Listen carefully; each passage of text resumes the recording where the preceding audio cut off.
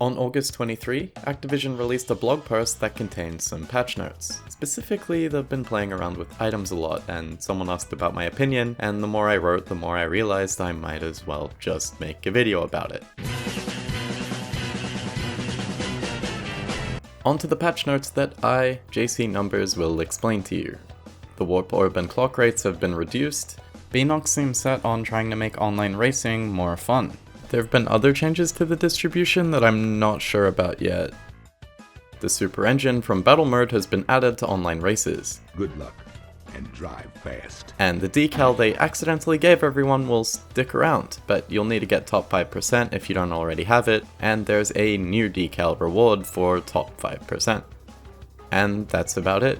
If you enjoyed the video, then drop a like and subscribe and all that stuff. Thanks for watching. Ah, the classic outro fake out, a staple of any good YouTuber. Self-awareness makes it okay, right? Anyway, for real, onto my thoughts about the patch. Does it live up to the hype, or is it a tad patchy? Ugh, did I write this?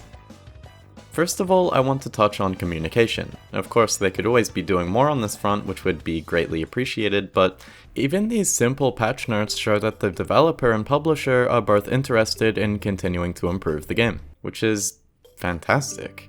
The trialing of new ideas and keenness to gather community feedback is great to see. Activision and B knocks it out of the park for the most part. At the very least, the post-launch support is topping previous Crash Bandicoot efforts, and I'm really hoping that they iron out CTR's kinks. No, that's not what I meant. Secondly, the new decal is a great way to handle the situation overall. As any experienced lay memer knows, this is the kind of thing you screen cap and slap on the fallout everyone liked that at the bottom so it technically counts as a meme. Now onto the Superturbo. One thing to note is that you can't keep fire permanently from this item, which is a great thing. Otherwise it'd be completely busted, but that's not the case. Overall, I think the implementation of this passive catch-up item is pretty good, but I think that once the item has finished, it should just return you to your previous fire and reserve levels, and possibly give you any reserves from burst stun during the item's duration. Or maybe just half the reserves you get while using the item, so you can't hold it indefinitely, but you can extend it a little bit longer. I do think it would make sense for it to be a bit more additive with its speed, similar to how musks function. On some tracks like Electron Avenue with lots of fast boost pad, it's not going to be very useful because everyone's already so fast.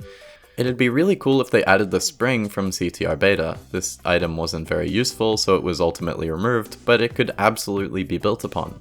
For example, when used, it activates on your next jump. You get a tall flip into the air, and the hang time bar is already slightly filled. Landing down makes a small circular ground shockwave that hurts nearby players and projectiles, so basically helpful for jump shortcuts, getting a bit of boost, but also has some use as a difficult to use melee weapon and for clutch projectile defense. Thirdly, is that the orb and clock changes are much better than how they were last patch, but I'm still a bit iffy on them. Other people's results will vary because of the nature of RNG, but in my experience so far the reduction is way too much.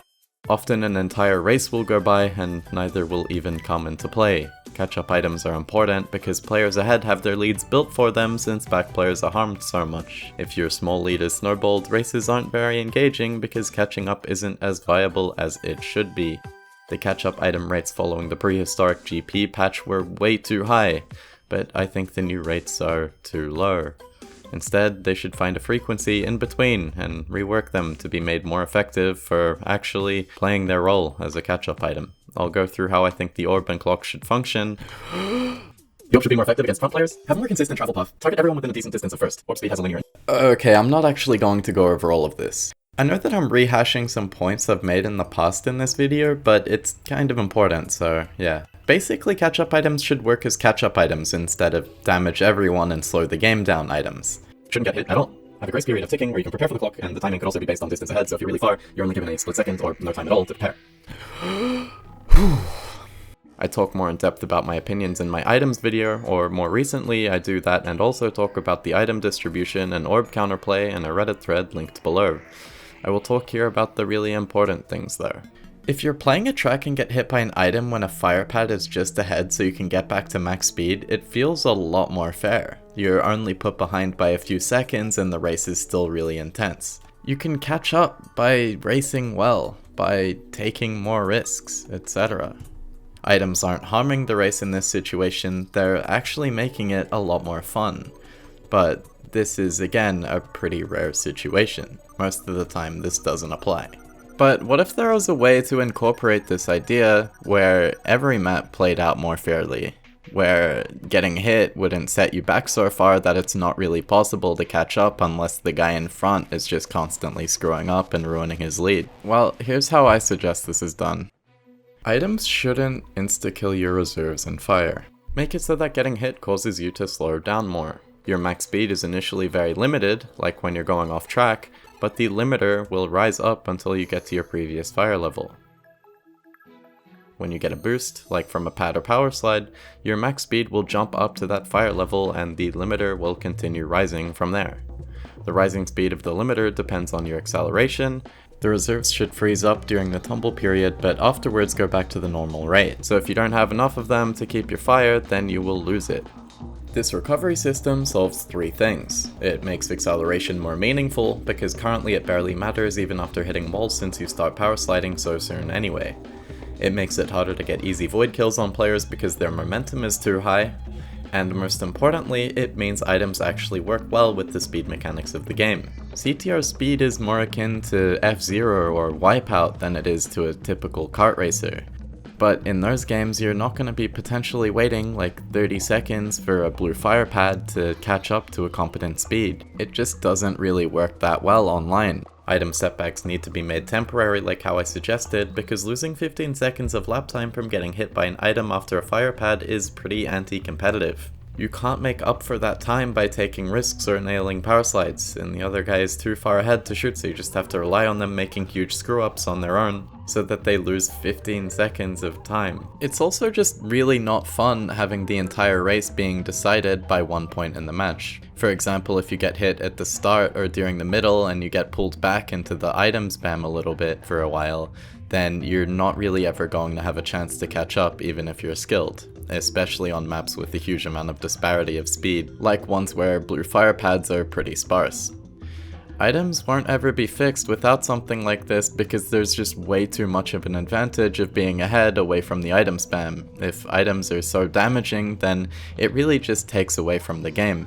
You might think giving your fire level back after your hit makes the game too different from other kart racers, but realistically other kart racers don't have these huge differences in speed. If anything, it's making it more similar to other kart racers in that catching up is made viable. It's probably CTR Online's biggest drawback, which is pretty crazy considering the state of the netcode. That's probably the most important idea out of anything I've suggested ever. If you have any feedback or other thoughts on this, then tell me down below. Whenever I'm watching Sword Art Online and get a YouTube notification, I always pause it, reholster my cannon, buckle up, and am pleasantly surprised when a text meme from that one guy who always blesses my comment section with his presence. You can really only hope your comments come close to living up to Sonic.